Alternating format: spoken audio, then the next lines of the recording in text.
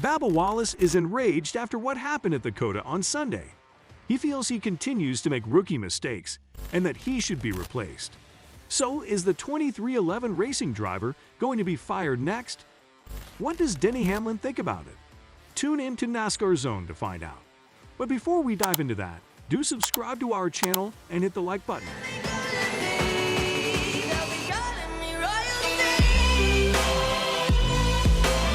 During the race that took place on Sunday at Circuit of the Americas, COTA, in Austin, Texas, Bubba Wallace was not pleased with himself after he caused an accident that included Kyle Larson and wrecked his vehicle. Coming into turn 12, it seemed as though Wallace had entirely forgotten to apply the brakes, and he crashed head-on into Kyle Larson as a result. After colliding with Larson, it was clear that the driver had broken the tow link on his car, and he was forced to limp it back to the pit road, where he parked it for the remainder of the race. It's interesting to note that just a few moments after Wallace took out Larson, Denny Hamlin appeared to spin out Larson in order to protect Wallace from any potential retaliation that Larson might have. The broadcasters thought that Larson wasn't trying to exact revenge on Wallace at the moment. Rather, they thought he was just trying to access the pit road. On a later broadcast, the broadcasters confirmed that Larson had, in fact, been attempting to access the pit road. Larson did not immediately enter the competition, despite the fact that the caution flag had been raised. There is a history between Larson and Wallace that might be considered hostile. During some intense competition with Larson in the South Point 400 that took place at Las Vegas Motor Speedway in October of the previous year, Wallace crashed his vehicle into the wall.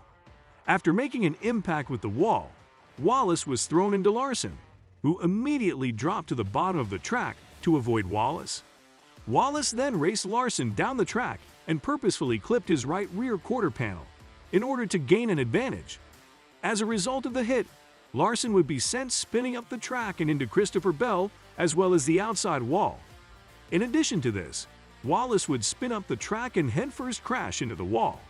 After shooting out Larson and Bell, Wallace got out of his vehicle and cautiously strolled down to the location where Larson's car had come to a stop. It seems that Wallace exchanged a few words with Larson for a moment before beginning to force him back into the car after he arrived at Larson's vehicle.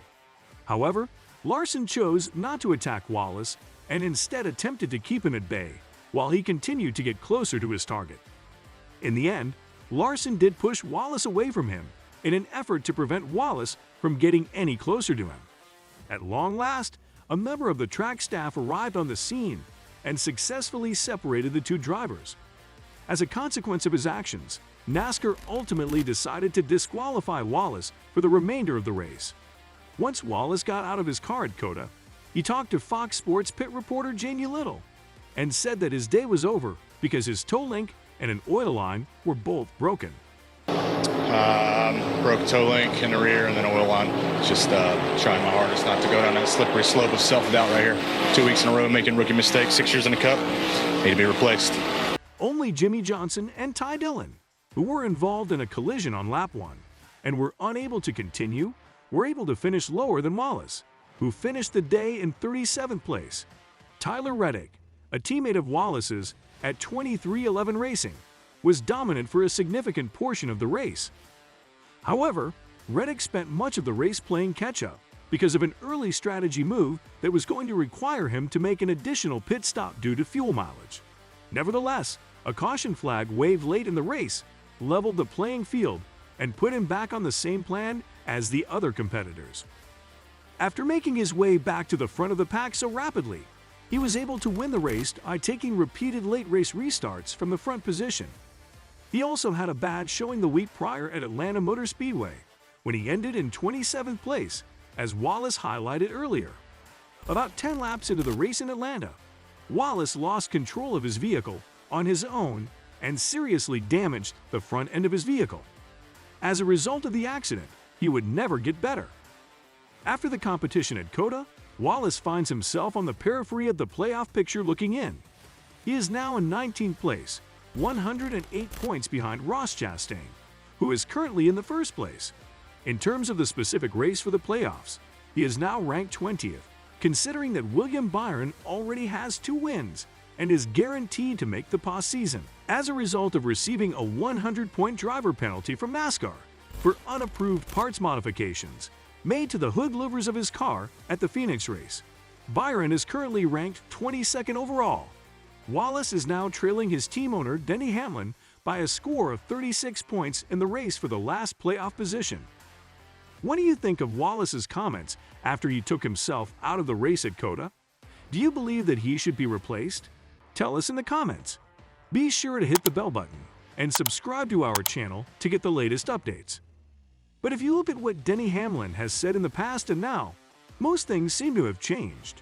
2311 Racing made its NASCAR Cup Series debut 2 years ago. And Wallace won in the fall of last season, which was regrettable.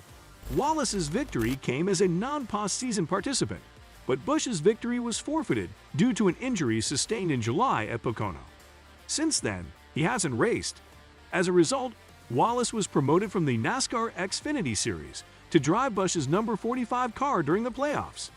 Previously, Denny Hamlin stated that, as far as expectations, both making the playoffs, I think, is a reasonable goal. Bubba will have to take a little bit of a jump to do that, but I think that certainly the performance he's had at the end of last year kind of showed what his potential is. So I think both making the playoffs, and then if they can get into the round of 12 and keep going, then that's going to be a pretty successful year for us. The difference in year 1 to now, just more employees, certainly in the growing and building stage, and so just a lot more team chemistry. I think we did have a very small group in year 1, year 2. We've continued to build on that each year, but really it's just continuing to get better. I mean, I don't know, it's a cliche thing, but I want to continue to see us move up the standings and our drivers win more races. We won 1 in year 1, 2 in year 2, so I want to keep seeing that grow. Wallace's development was obvious. Throughout the remaining 10 weeks of last season, he scored 4 top 10 finishes. Yeah, I would say, this is the most excited I am for the season to start, just because of the momentum we were on last year, all the changes that we made in the offseason. It's shaping up to be hopefully our best year yet.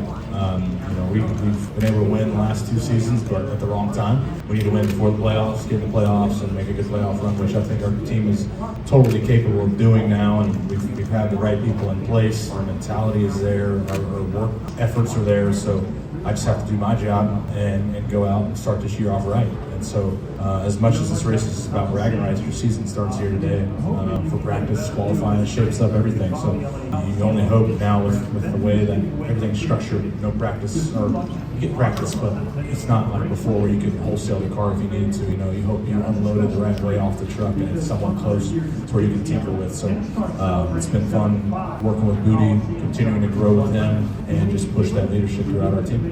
But what Bubba Wallace said after his race at COTA on Sunday says something different. The number 23 driver is a self-proclaimed worst critic of himself, as he demonstrated once more after his race ended early this weekend. Following this, his boss Denny Hamlin made comments not only congratulating Wallace's colleague Tyler Reddick on his victory in the same race, but also making a remark that Wallace would not want to hear.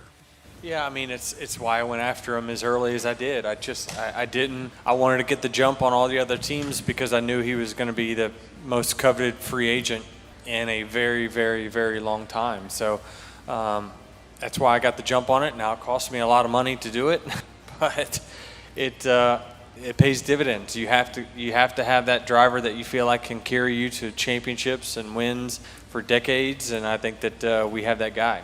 And it's not going to stop at road courses, dirt racing, short tracks, speedways. He's got what it takes on every racetrack we go to. That's all for today's video. Hope you enjoyed it. Tell us in the comments what you think about the video. And don't forget to subscribe to our channel to see more of our videos on NASCAR updates. Look forward to seeing you in the next video.